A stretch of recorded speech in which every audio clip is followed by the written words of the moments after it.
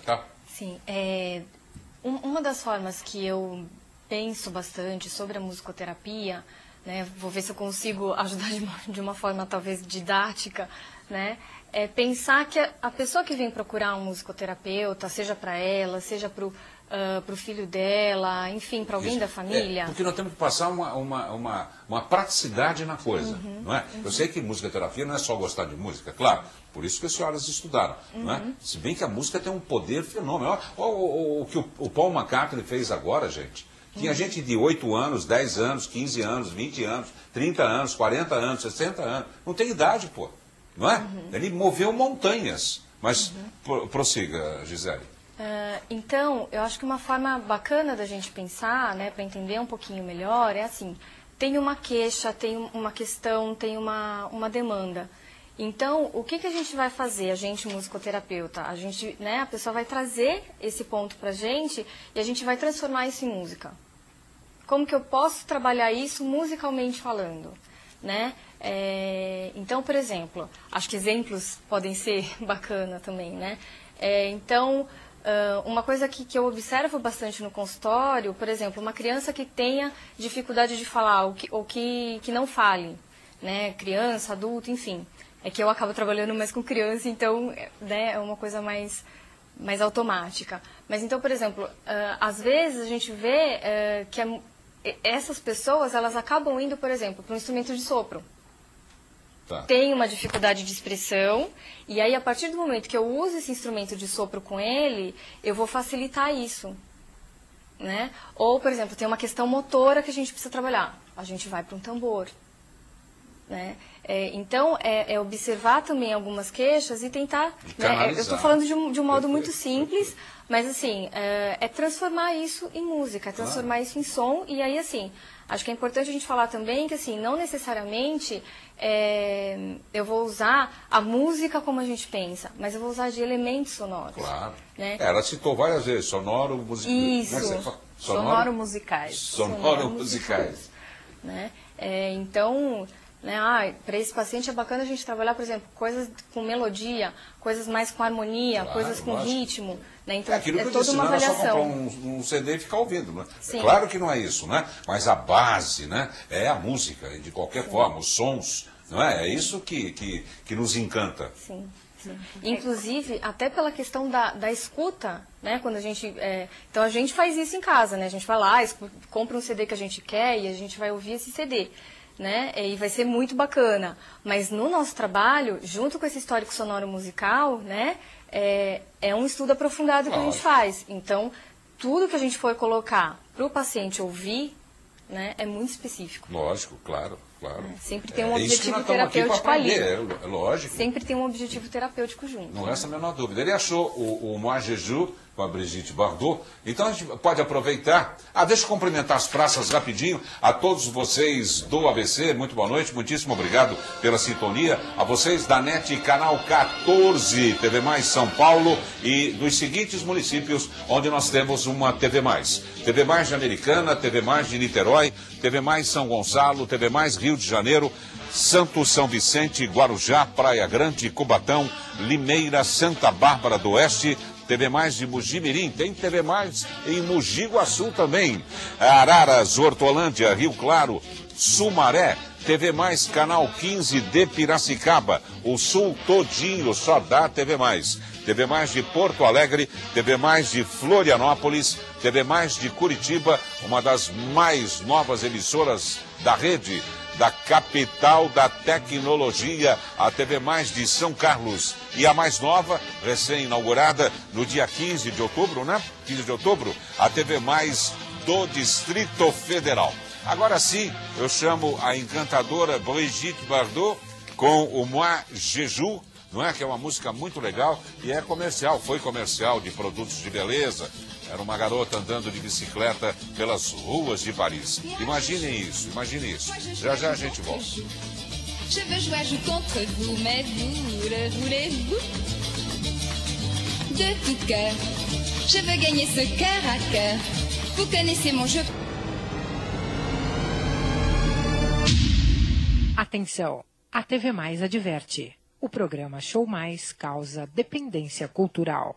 Hoje é o dia do sorteio. Nós vamos sortear um kit contendo o exemplar do livro Soja, a mãe dos funcionais, alimentos funcionais na nutrologia médica e abacate, efeitos funcionais na nutrição e saúde. Temos também 2 exemplares do livro Fenômeno Bullying, como prevenir a violência nas escolas e educar para a paz, cedido pela convidada Janir Fraga, que participou do programa de ontem sobre como economizar nas festas de fim de ano. Nós temos um kit contendo um bolo natalino, uma caixa de bombons e uma caixa de muffins. Todas as praças participam do programa.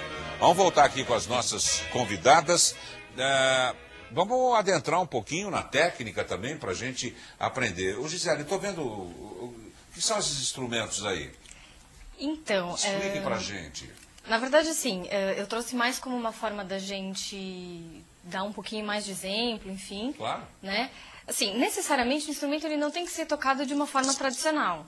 Né? Então, por exemplo, às vezes alguém pega esse instrumento no consultório e ele vai fazer, né, enfim, a expressão que ele quiser, a forma que ele quiser. Tradicionalmente, né, é aqui. Mas ele pode fazer, enfim, da forma que ele quiser. Por exemplo, esse seria um instrumento interessante para pacientes com questões motoras, porque é um instrumento que ele é tranquilo de segurar, ele é leve, né? Não é tão grande, tão desengonçado. É um afuxezinho, não é? É um afuxezinho, né? Então, é um instrumento que a gente poderia utilizar. Né? Aqui tem vários outros, né? Enfim, o pandeiro, né? Que Você não toca nenhum deles? Tem a forma tradicional. Agora eu fiquei com vergonha. Puxa um sambinha aí, de leve só, né, Gisele? E, enfim, a gente pode variar isso, né? Eu queria dar um exemplo, eu posso abaixar? Lógico, claro. Porque eu acho que isso vai ajudar a gente a entender um pouquinho melhor essa questão do som. Né? Uma marimbinha, é isso? Então, esse daqui é o metalofone. Ele é primo da marimba. Eu falei, é o metalofone. Vocês falaram, é uma marimbinha, Né? Que, assim, é um instrumento que dá pra ver, né? As teclas são de metal. E aí, o que acontece? Por exemplo, uma das coisas que a gente tá falando é da característica do som. Né? Então, se eu faço isso, dá pra perceber que o som continua? Continua, claro. Não preciso ficar tocando o tempo todo. Por exemplo, dá uma passada assim, eu vou falar. Hora certa, TV+. 20h08. Hora certa, TV+. É rádio relógio. Tinha uma rádio no Rio que era rádio relógio. Era de minuto em minuto. Uhum. Então, por exemplo, isso é uma qualidade de som de um instrumento que é completamente diferente. Por exemplo, se eu pegar um instrumento igual a esse, só que, por exemplo, com teclas de madeira. Né? Porque aí, eu vou fazer aqui porque a gente está sem um instrumento de madeira, mas, ó, ele não tem continuidade. Perfeito. Então, por exemplo, num consultório, se o paciente, né, nessa questão desse primeiro encontro, de uma possível avaliação, né, ele escolhe esse instrumento de metal, eu tenho uma dica da característica dele. Se ele escolhe um de madeira, eu tenho outra dica. Tá. Né? Porque é um som que continua e que vai. Esse daqui tem que ficar fazendo o tempo todo, o tempo todo. Ou seja, cada provocação do ser humano em determinados instrumentos pode também revelar. Participam, não é porque ela trouxe o xilofone lá, que só ela fala, não. Porque assim, até tem outras questões, a melodia que ele toca, se ele persevera naquela melodia, então tudo são elementos. Como que acontece, por exemplo, essa sequência melódica que ele faz, então aí que eu falo que tem que ter o conhecimento realmente musical para poder saber de harmonia o que está acontecendo ali, né? E é o que eu falei, isso é só o musicoterapeuta que vai poder, porque para quem escuta, ele não está percebendo, para quem escuta e é leigo em música, não vai perceber qual é a sequência harmônica daquela melodia que o paciente está fazendo, né? Mas isso já é um sinal para a gente de alguma coisa. Se ele termina aquela melodia, se ele sempre mantém suspense, então tudo são elementos que vão estar mostrando muita coisa daquele paciente para a gente. Eu acho que, inclusive, cada músico, né, ao escolher o instrumento que ele vai se dedicar, vai dedicar a vida toda, já tem determinadas características, né? Se é percussão, se é teclado, não é? Se é, sei lá, de sopro, não é? Eu acho que define um pouco o ser humano, né? E na clínica, né, na verdade, quando a gente está trabalhando com o paciente, a gente considera tudo isso que as duas colocaram, né, pensando sempre como é que esse paciente se expressa musicalmente, como é que ele se relaciona musicalmente, né? Porque todo o processo terapêutico é um processo relacional. E a partir dessa relação e das transformações que vão acontecendo nessa relação, é que a pessoa vai se transformando, né? Então, acho que o pensamento central é esse, né? A partir dessas mudanças que vão acontecendo musicalmente, na relação musical, na expressão musical desse paciente, está se modificando a relação entre terapeuta e paciente, né? E, teoricamente e praticamente também, ele está transformando as relações dele na vida. Eu estou fazendo uma pergunta para o telespectador, qual é a música da vida dele, ou da sua vida, não é? Depois a minha, o Alessia achar, é o Johnny Ray, é o Johnny com N-N-I-E, I'll Never Fall in Love Again, tem no YouTube. Se o telespectador, conforme a música que ele fala, vocês devem conhecer, por exemplo, se é um rock, se é uma música romântica, dá para ter alguma ideia, mesmo, estou falando em termos amadores, é lógico, estou falando em termos de tratamento, não é isso. É que vocês sabem tanto, vocês aprenderam tanto, que dá para sentir a pessoa. Eu acho que dá para ter uma primeira imagem. Isso, né? que seja. Mas, assim, afirmar, não. Mesmo porque eu posso gostar de vários estilos de música e em determinado dia eu não consegui escutar aquela música, né? Por isso que é muito errado, até teve uma época que colocavam música de fundo achando que a música como faz bem, então se eu colocar a música de fundo para os meus funcionários, eles vão trabalhar melhor e vão produzir mais. Isso acabou tendo um efeito totalmente contrário, né? Porque, assim, não são todas as pessoas que gostavam daquele estilo de música. Não resta dúvida, claro. Né? Então, assim, é o que eu volto a falar, não existe uma bula, então, né, para todas as pessoas que estavam lá que iam gostar. E mesmo quem gostava, poderia ser que naquele dia não estaria sendo confortável. Né? Aquele tipo de música. É interessante isso, né? A gente flutua, tem dia que você tem dia que você não quer ouvir nada também.